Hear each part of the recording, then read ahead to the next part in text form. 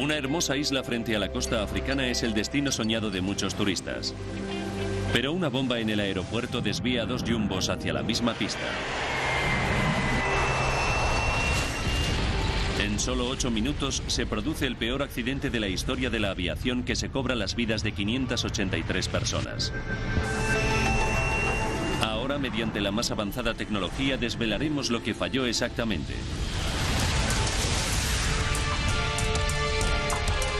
Los desastres no ocurren sin más, son una cadena de sucesos críticos. Desentrañemos las funestas decisiones que se tomaron en los segundos previos a la catástrofe. Segundos catastróficos. Tragedia en el aeropuerto de Tenerife. Europa, España, Islas Canarias, Tenerife.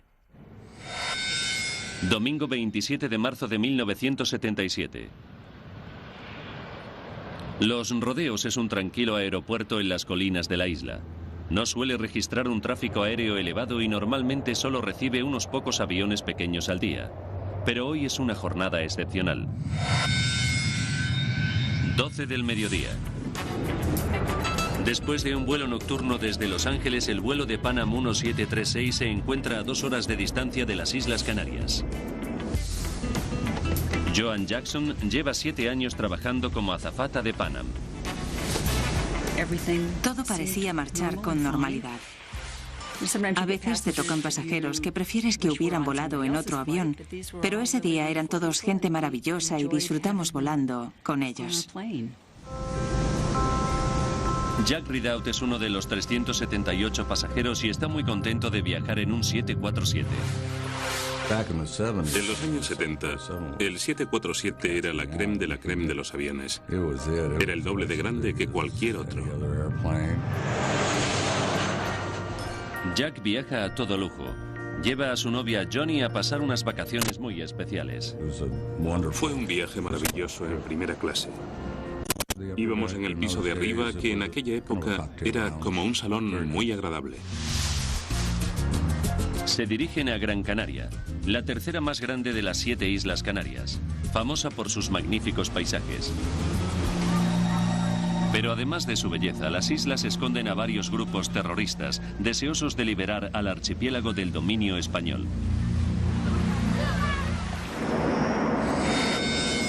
12:30. De repente, el capitán de Pan Am, Victor Graves, recibe un mensaje urgente del controlador aéreo. En el aeropuerto de Gran Canaria, donde tienen previsto aterrizar, ha explotado una bomba.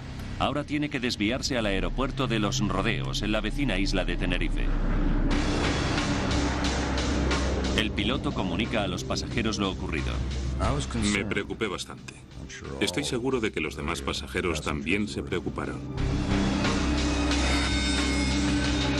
1:38 del mediodía. El 747 de Pan Am no es el único avión que ha sido desviado a causa de la bomba. Otro jumbo, el vuelo 4805 de KLM, proveniente de Ámsterdam, también ha sido desviado al aeropuerto de Tenerife, Los Rodeos. Aterriza antes que el avión de Pan Am. Otros 3 aviones desviados se encuentran ya en tierra. El aeropuerto de Tenerife es pequeño, dispone de una sola pista y sus controladores aéreos no están acostumbrados a tanto tráfico, ni mucho menos a los jumbos. Y es domingo, así que solo hay 2 controladores de servicio. Los pasajeros del avión de KLM se dirigen a la sala del aeropuerto para descansar. 2:15 de la tarde. Aterriza el 747 de Pan Am. Se sitúa junto al jumbo de KLM, que también espera a que reabra el aeropuerto de Gran Canaria. Gran Canaria está a solo 25 minutos de distancia, pero puede que la policía tarde en declarar el aeropuerto a salvo de bombas. Nadie sabe cuánto tiempo tendrán que esperar. El aeropuerto de Los Rodeos en Tenerife está situado en un valle a la sombra del Gran Monte Teide, el tercer volcán más grande del mundo. El Teide domina la isla e incluso influye en el clima. Hoy de momento brilla el sol, pero las condiciones pueden cambiar en cualquier momento. El aeropuerto se halla a una altitud de 632 metros sobre el nivel del mar. En las montañas hay nubes bajas que a menudo envuelven el aeródromo en una densa niebla. Pero cuando aterriza el avión de Pan Am, el problema no es el tiempo. Las condiciones eran buenas. Estaba despejado y hacía un día precioso. Me fijé en que el aeropuerto estaba un poco anticuado. Parecía medieval, por no decir algo peor. El aeropuerto de Los Rodeos se inauguró en 1941. Sus infraestructuras son muy limitadas. No dispone de radar para detectar los aviones en tierra y hoy las luces del centro de la pista están estropeadas. El aeropuerto apenas puede prestar servicio a los 5 grandes aviones desviados. La sala de salidas está atestada. A los pasajeros del interior del Jumbo de Pan Am no se les permite abandonar el avión. La azafata abre la puerta para que entre un poco de aire fresco. Recuerdo que tuvimos que esperar mucho tiempo. Acabamos muy aburridos y preguntándonos continuamente cuándo podríamos marcharnos.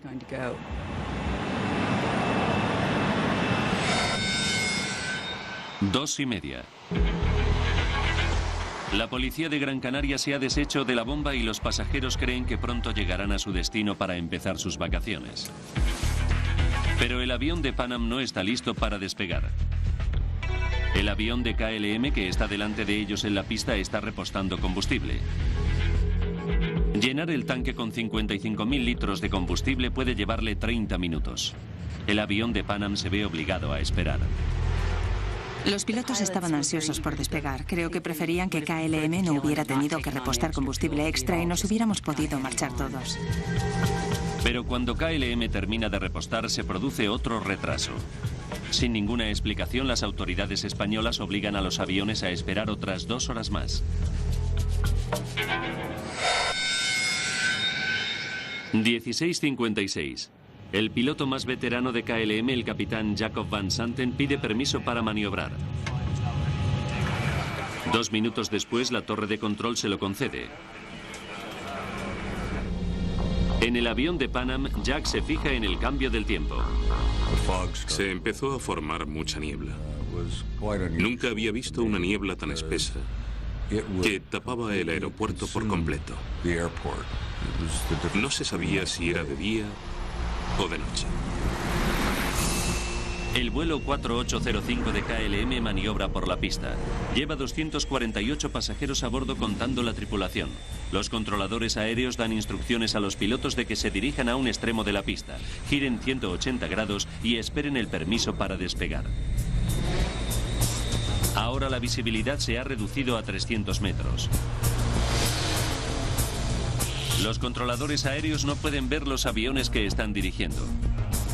Y no hay radar de tierra para ayudarles. Dependen completamente de la comunicación por radio. 5:02 de la tarde.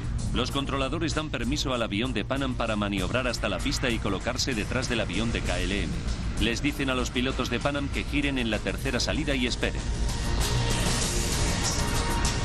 Las condiciones meteorológicas empeoran en segundos. Seguimos al avión de KLM hasta la pista. No se podía ver el asfalto. No se veía nada. Estaba muy oscuro. 5:04 de la tarde. El avión de KLM efectúa un giro de 180 grados y se coloca en posición para despegar.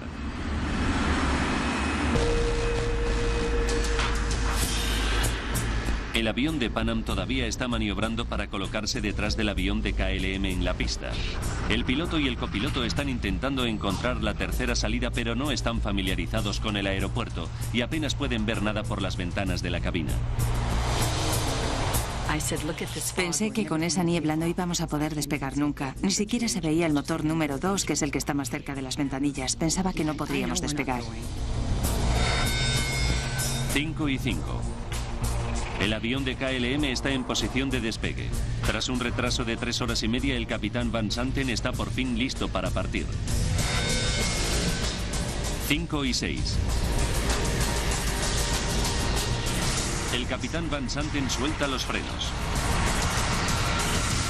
El 747 comienza a dirigirse por la pista hacia el avión de Pan Am, que todavía sigue en la misma, a 1.400 metros de distancia.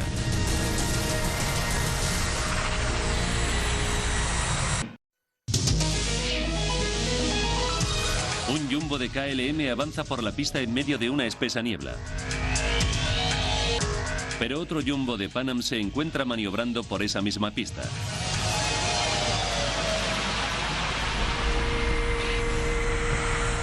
Jack y Johnny viajan en primera clase en el avión de Pan Am. Johnny me dijo que nos chocaríamos si el otro avión despegaba. Pero recuerdo que yo la tranquilicé diciéndola que si chocábamos de frente no tendríamos tiempo de sentir nada. 5, 6 minutos y 18 segundos. La torre de control le dice a la tripulación del avión de KLM que espere. Permanezcan a la espera para despegar. Les avisaremos. Pero ellos no esperan. En su lugar, el capitán Van Santen acelera con el jumbo por la pista. 5, 6 minutos y 45 segundos. El copiloto de Pan Am mira por la ventana y se queda horrorizado por lo que ve. El jumbo de KLM de 300.000 kilos de peso se dirige directamente hacia ellos. El avión de Pan Am lleva 394 pasajeros y tripulantes a bordo. Su única posibilidad es salir de allí lo antes posible. El capitán Grubbs pone los motores a plena máquina y trata de quitarse de en medio.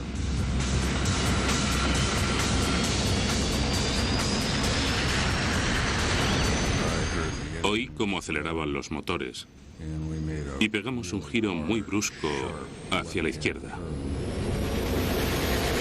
¡Fuera! ¡Fuera! Pero es demasiado tarde. 5, 6 minutos y 50 segundos. El avión de KLM se estrella contra el jumbo estadounidense a 290 kilómetros por hora. Se oyó un ruido atronador. Tuve la impresión de que habían explotado todas las moléculas del aire. Lo único que pensé es que se trataba de una bomba, no podía ser otra cosa.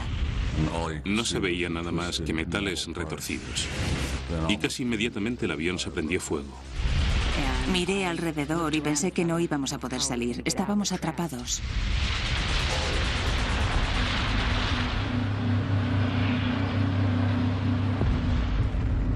Los controladores aéreos escuchan las explosiones, pero a causa de la niebla no pueden ver nada.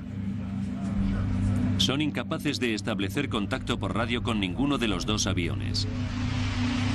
El 747 de KLM se ha incrustado contra el avión de Pan Am y le ha rebanado la cubierta superior. Tras el impacto, el avión de KLM se estrella contra la pista. Escuchamos un chirrido tremendo y una explosión. Enseguida me di cuenta de que no podía haber sobrevivido nadie.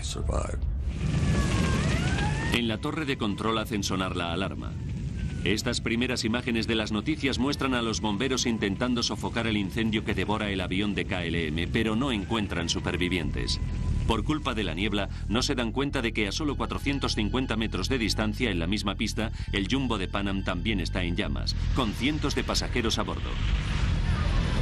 Sin dudarlo ni un momento, Jack se pone a ayudar a los demás pasajeros. Había combustible por todas partes. Yo estaba empapado de gasolina. Pensé que teníamos que sacar a todo el mundo de allí lo antes posible. Y empecé a lanzar a la gente por la puerta. Mientras tanto, Joan Jackson y otra azafata están tratando de escapar. Creo que salí por un agujero y luego metí la mano dentro y le dije a Susan que me la agarrara. Tiré de ella y la saqué. Nos encontramos de pie en lo alto del avión. El avión de Pan Am siniestrado ya no puede moverse, pero sus motores siguen funcionando a plena potencia. Oí que los motores hacían un ruido metálico. Estaban empezando a desintegrarse y lanzaban trozos de metal por todas partes.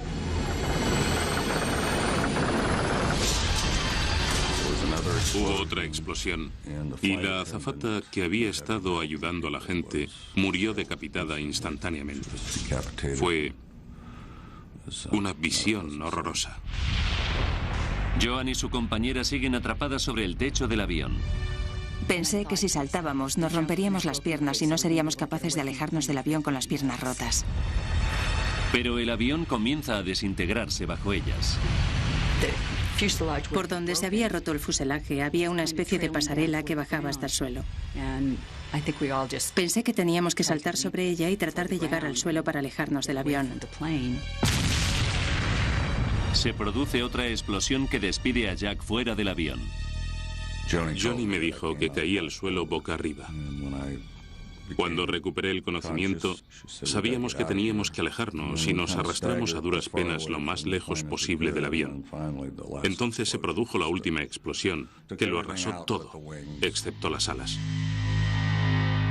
De las 396 personas que se encontraban a bordo, solo sobrevivieron 61. Joan Jackson y su compañera escaparon con moratones y rasguños. No podíamos creernos que hubiera escapado tan poca gente.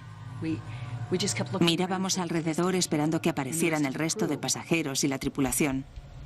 No podía dejar de pensar que si rodeaba el avión, al otro lado encontraría a los 400 pasajeros y a mis amigos de la tripulación. Pero por supuesto no ocurrió así. No podíamos creérnoslo. Jack Ridout ayudó a rescatar a 12 personas. Sufrió quemaduras de tercer grado en la cabeza y los brazos. Se convirtió en mi propio Vietnam privado. Fue una carnicería horrible. En el accidente han fallecido todos los pasajeros del 747 de KLM y la mayoría de los del vuelo de Pan Am. Es el peor accidente de la historia de la aviación. En total han perdido la vida 583 personas.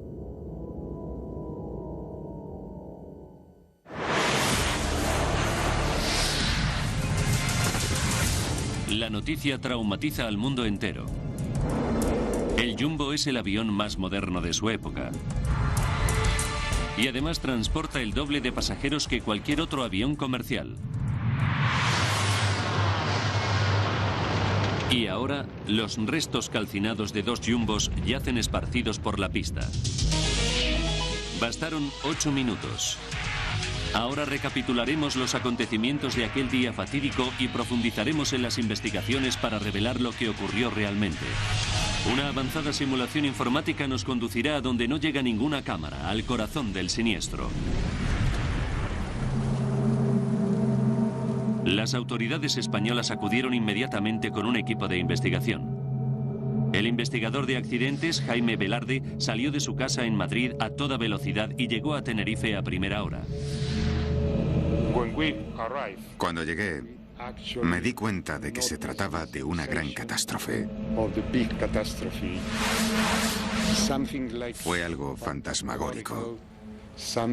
En el ambiente flotaba una sensación de tristeza y desastre.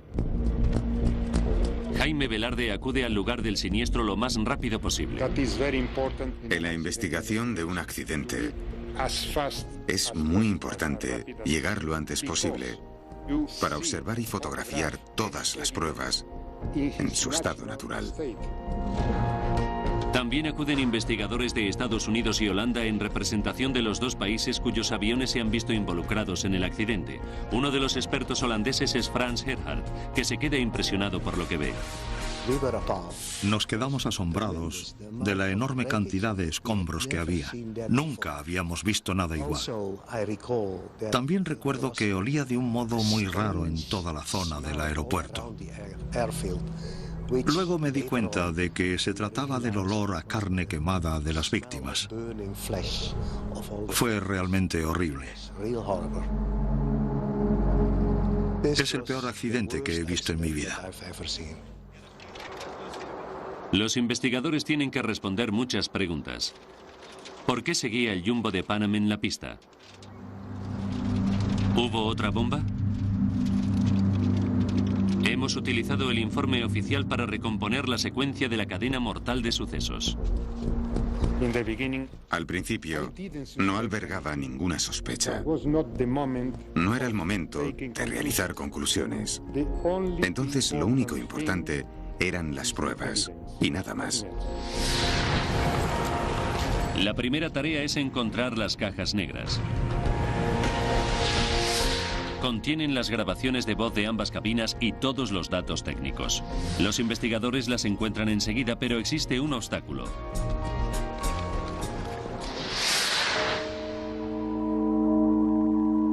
Las cajas están muy dañadas. Puede llevarle semanas descifrar las grabaciones. Mientras tanto, los investigadores tienen que fiarse de la siguiente prueba más importante: las grabaciones de la torre de control aéreo.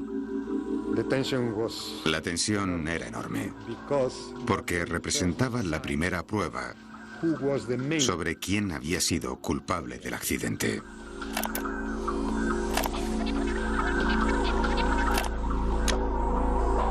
Los expertos escuchan cuidadosamente los minutos anteriores al choque. Tienen que averiguar por qué el jumbo de KLM despegó mientras el 747 de Pan Am estaba en medio de la pista. ¿Le había dado la torre de control permiso para despegar?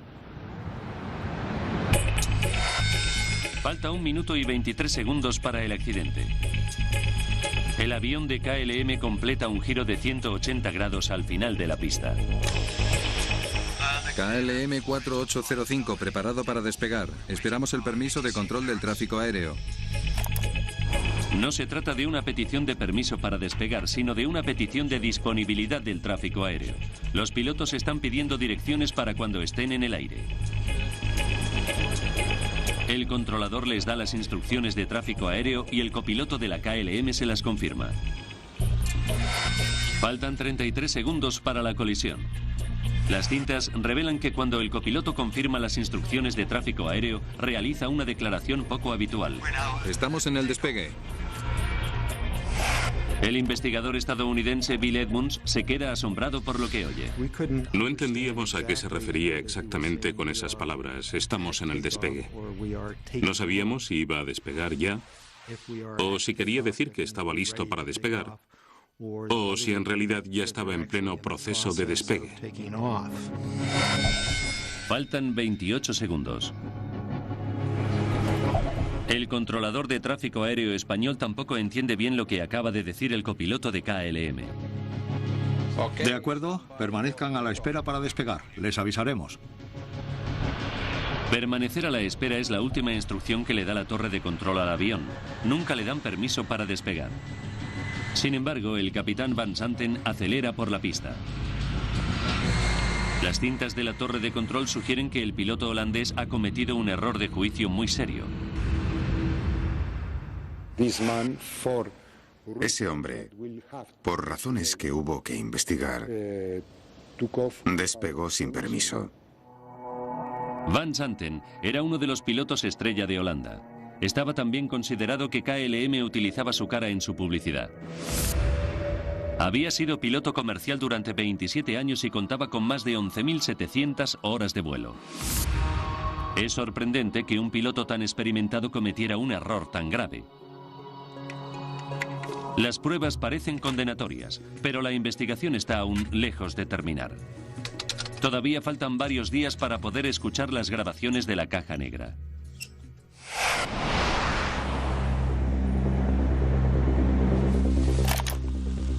Mientras tanto, las cintas de la torre revelan otro dato inesperado. Los pilotos de Pan Am tampoco habían seguido sus instrucciones. Faltan 4 minutos para la colisión. La torre de control ordena al avión de Pan Am que gire y salga de la pista por la tercera salida.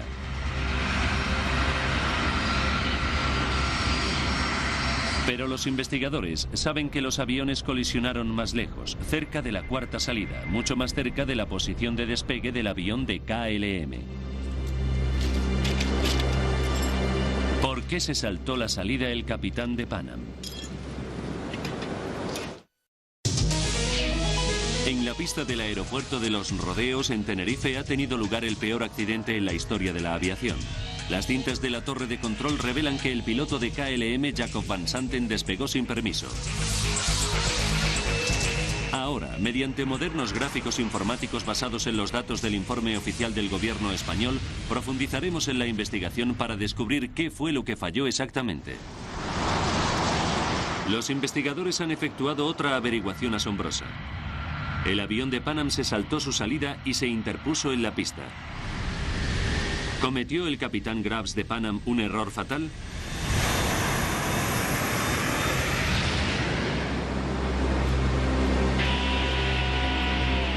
Para averiguarlo, los expertos analizan el trazado del aeropuerto. Los Rodeos es un aeropuerto pequeño, con una sola pista de despegue y una segunda pista paralela para maniobrar. Hay 4 carriles de acceso entre la pista de maniobra y la de despegue. El día del accidente, los controladores de Tenerife tuvieron que trabajar con un tráfico de aviones adicional porque el aeropuerto de Gran Canaria estaba cerrado. No les queda otra opción que estacionarlos en la pista de maniobra. Para colocarse en posición de despegue, todos los aviones tienen que utilizar la pista de despegue. Ahora, los expertos examinan la posición exacta de los aviones sobre la pista en el momento previo al choque. Faltan 4 minutos y 46 segundos para la colisión. El avión de Pan Am sigue al de KLM por la pista. La tripulación de Pan Am utiliza un pequeño diagrama para encontrar la salida C3, pero las salidas no están marcadas con claridad y la visibilidad es cada vez peor. Cuando maniobran por la pista, miran por la ventana para tratar de contar las salidas según las van pasando. Primero la C1 y luego la C2. El problema se produce con la tercera salida, la C3.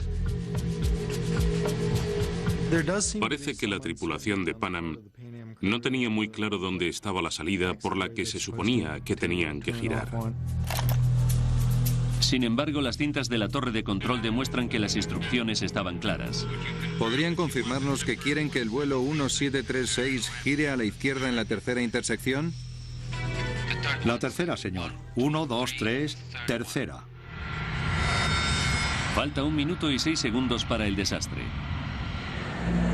El avión de Pan Am se salta la salida C3 y continúa avanzando por la pista hacia el avión de KLM que está preparándose para despegar. Pero para tomar la salida C3, el Jumbo tendría que haber efectuado un giro muy difícil en un ángulo muy cerrado.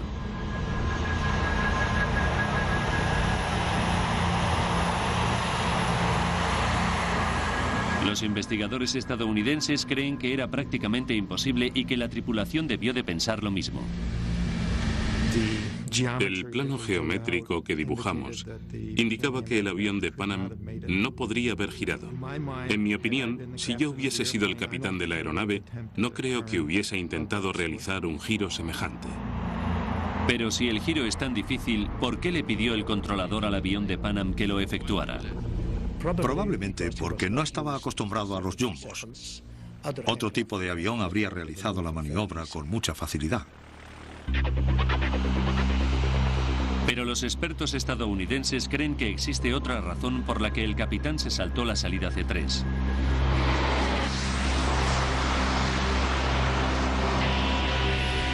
Justo cuando debería estar girando para dejar la pista por la salida C3, el piloto se distrae por lo que escucha en la radio. KLM 4805 está listo para despegar. Esperamos su permiso de control del tráfico aéreo. Probablemente estaban escuchando lo que decía el avión de KLM en vez de concentrarse en girar en la salida de la pista. Faltan 35 segundos. El copiloto de KLM dice a la torre de control: estamos en el despegue. Inmediatamente el piloto de Pan Am interfiere en la conversación y dice: vuelo 1736, seguimos maniobrando por la pista.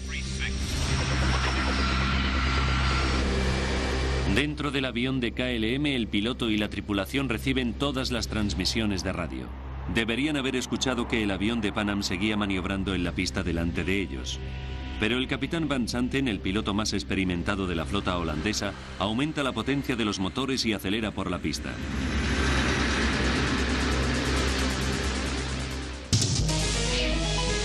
Los investigadores saben ahora que ninguno de los dos pilotos siguió las instrucciones del controlador.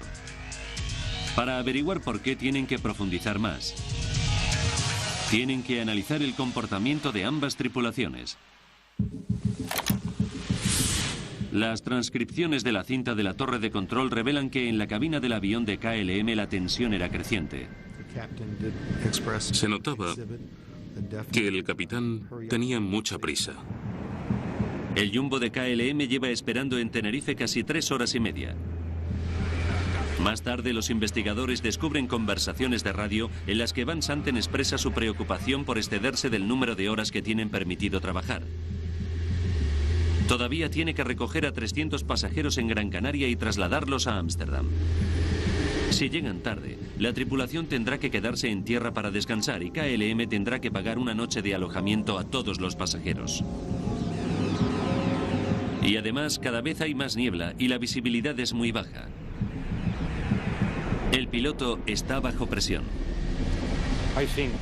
Creo que todos los pilotos piensan que todos sus problemas están en tierra y que en cuanto despegan se soluciona todo.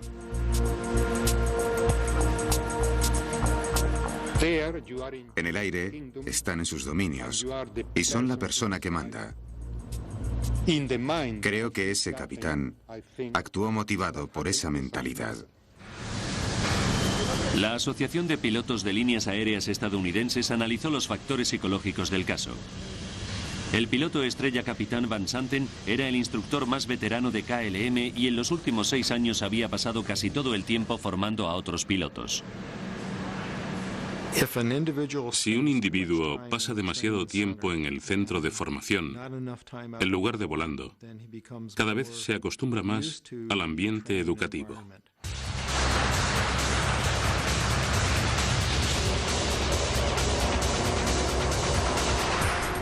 De hecho, en los 6 años anteriores el capitán Van Santen había volado una media de solo 21 horas al mes y no había volado en las últimas 12 semanas. Bill Edmunds sugiere que hay un fenómeno denominado síndrome de formación que provoca que los pilotos no distingan entre el mundo real y la ficción.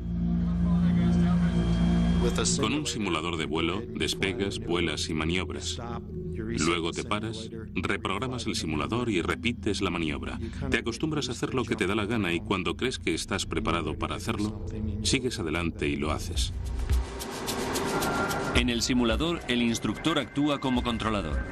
Normalmente es él quien concede a los pilotos el permiso de tráfico de control aéreo y el de despegue. No tiene que esperar a que una torre de control le dé permiso.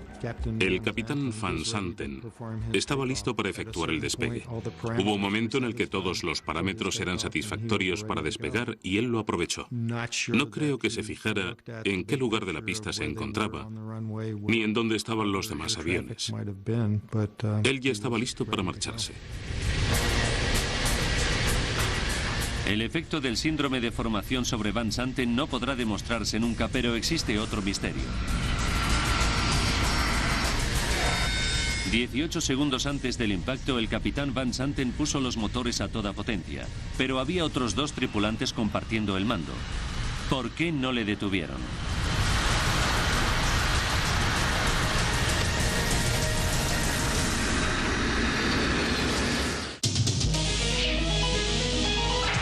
Las cintas de la torre de control han revelado que el capitán Van Santen despegó sin permiso. Los investigadores también han descubierto que el jumbo de Pan Am se saltó su salida y se interpuso en la pista. Ahora los expertos están esperando a recibir la información de las cajas negras dañadas. Esperan que les aporten nuevas pistas. Cada 747 lleva 2 cajas negras, la grabadora de datos de vuelo y la grabadora de voz de la cabina, que almacena los últimos 30 segundos de todas las conversaciones dentro de la cabina. El investigador español Jaime Velarde llevó las cajas negras a Washington, donde fueron examinadas en el laboratorio especial del Consejo Nacional de Seguridad en el Transporte. Fue una investigación muy laboriosa, porque hubo que analizar prácticamente todas las voces grabadas. Hasta ahora los investigadores se han apoyado en las grabaciones de la torre de control. Pero tras 2 semanas de investigación por fin pueden examinar las cintas de las cajas negras. Puede llevar varios días escuchar media hora de grabación de voz de la cabina. Hay que identificar a los que hablan, averiguar lo que dicen y cualquier otra interacción importante. Los investigadores solo consiguen la versión completa cuando comparan las cintas de las cajas negras con las grabaciones de la torre de control. Efectúan un descubrimiento dramático. En la cabina del avión de KLM, la tripulación no escuchó algunas de las instrucciones que eran claramente audibles en las cintas de la torre de control. Justo cuando el capitán Van Santen dependía más de la comunicación por radio, una interferencia ruidosa borraba los mensajes más vitales.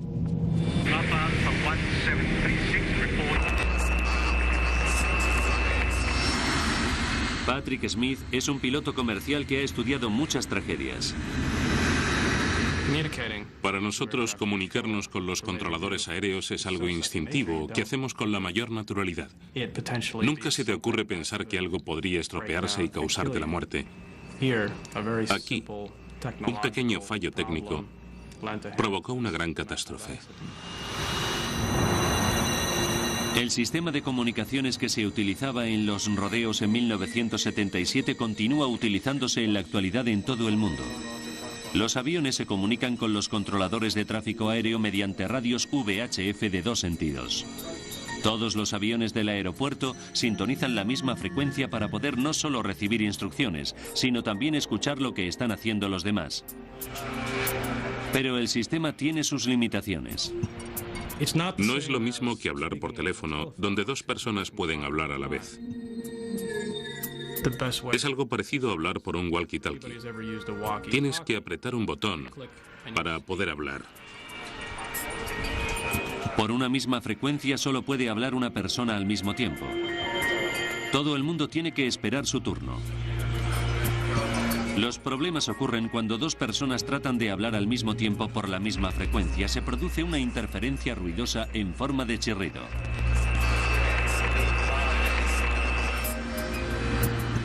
Cuando se escucha una interferencia en una frecuencia abierta, 999 veces de cada 1000, se trata de un fenómeno inocuo.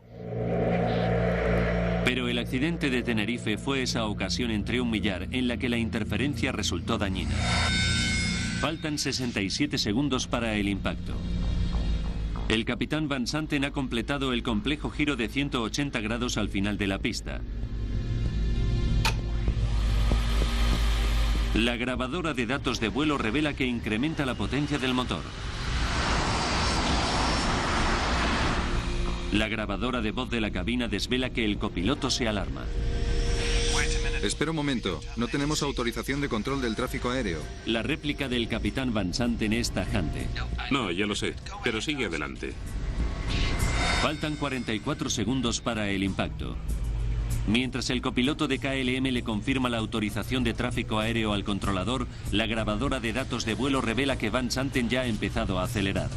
No espera a que el copiloto termine de leer la confirmación. Faltan 37 segundos. ¡Despegamos!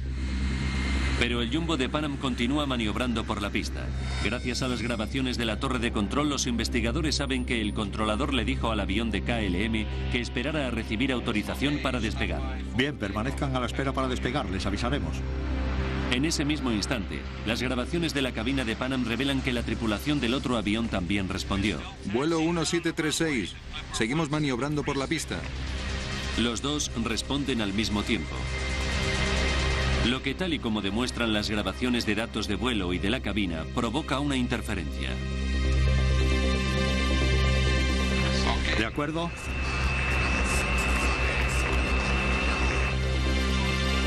Lo único que escucha el capitán Van Santen es de acuerdo. No escucha el resto de la orden que le dice que permanezca a la espera para despegar, que ya le avisarán. Ni tampoco escucha al avión de Pan Am que dice que el vuelo 1736 todavía está maniobrando por la pista. Por eso continúa acelerando por la pista. Si hubiese escuchado cualquiera de esas 2 transmisiones, se habría detenido en seco, pero como ambas comunicaciones se efectuaron simultáneamente, se produjo una interferencia y no escuchó nada.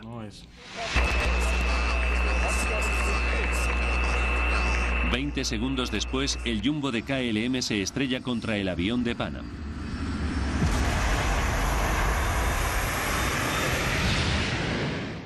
El investigador holandés opina que esta averiguación exime a Van Santen de toda culpa. Supuso un gran avance en la investigación. Estoy seguro de que si el avión de KLM hubiese escuchado los mensajes, no habría continuado con el despegue. La interferencia se produjo 30 segundos antes del impacto y bloqueó 2 mensajes vitales. Pero las grabaciones de la cabina revelan que después de esos 2 mensajes, el capitán Van Santen recibió una advertencia final. 24 segundos antes del choque, el controlador español llama por segunda vez al avión de Panam para saber si ya había abandonado la pista. Papa Alfa 1736, infórmenos cuando abandone la pista. El copiloto de Panam le responde: De acuerdo, le informaremos cuando hayamos abandonado la pista. Esta conversación fue audible en la cabina de KLM, pero solo un miembro de la tripulación la escuchó. El ingeniero de vuelo la escuchó, al menos parcialmente. ¿El avión de Panam sigue en la pista? El capitán, que está en mitad del despegue, dice algo como: ¿qué has dicho? ¿Qué has dicho? El avión de Panam sigue en la pista. Van Santen le replicó de un modo muy enfático. Oh, ya. Oh, ya. Y el ingeniero de vuelo ya no vuelve a hablar. El ingeniero de vuelo era el miembro más joven de la tripulación. Su prestigioso capitán no le hace caso y no se atreve a cuestionarle.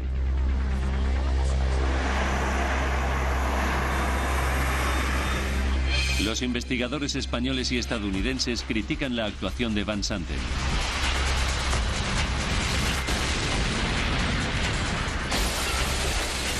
Pero el análisis final revela que el destino estaba contra él.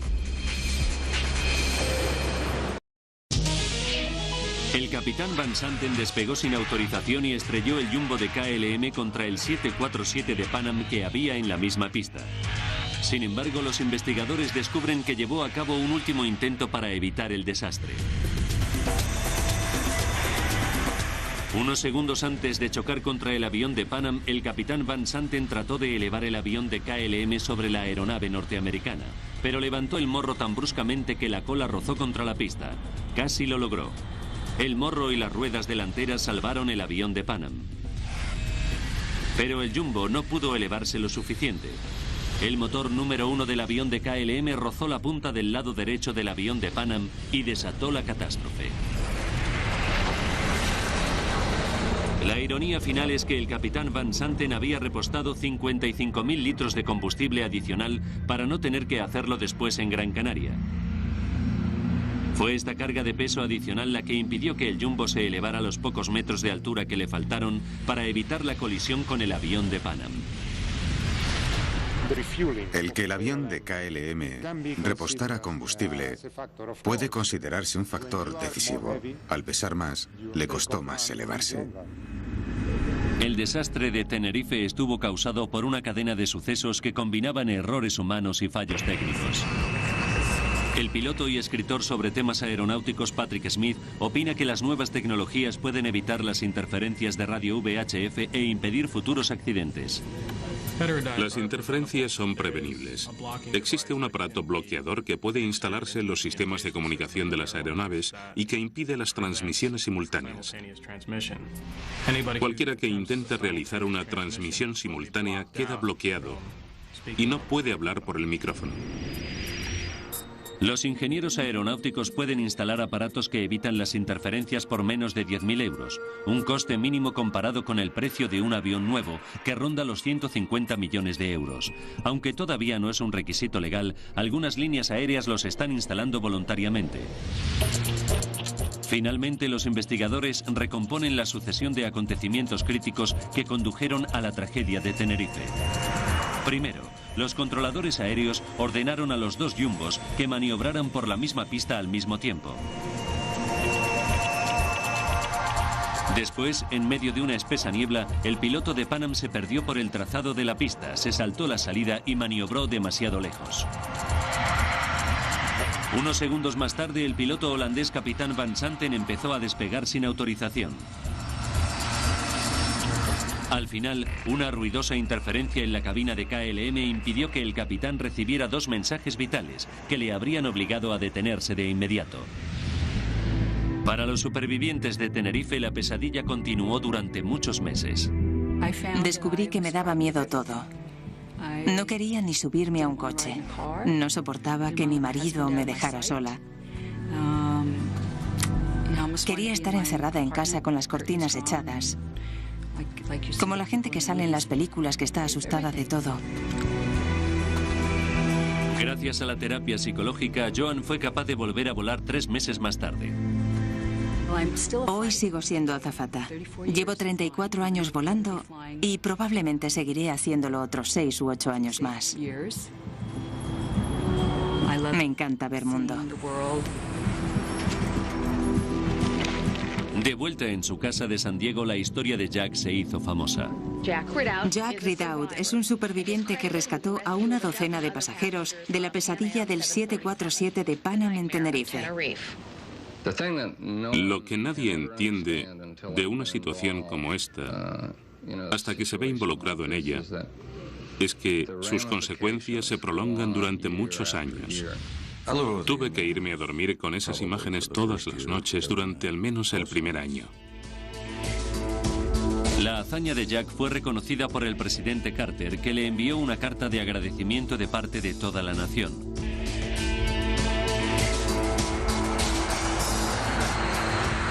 Ahora en Tenerife hay un nuevo aeropuerto que gestiona la mayor parte de las visitas a la isla. Está construido a nivel del mar y casi nunca se forma niebla. El antiguo aeropuerto de Tenerife permanece abierto y las autoridades han instalado un sistema de radar de tierra. Desde el accidente, su pista ha sido utilizada sobre todo para vuelos regionales interinsulares. Pero en la actualidad, con el enorme aumento del turismo, el aeropuerto de los Rodeos de Tenerife ha vuelto a recibir aviones grandes que aterrizan y despegan en mitad de la niebla.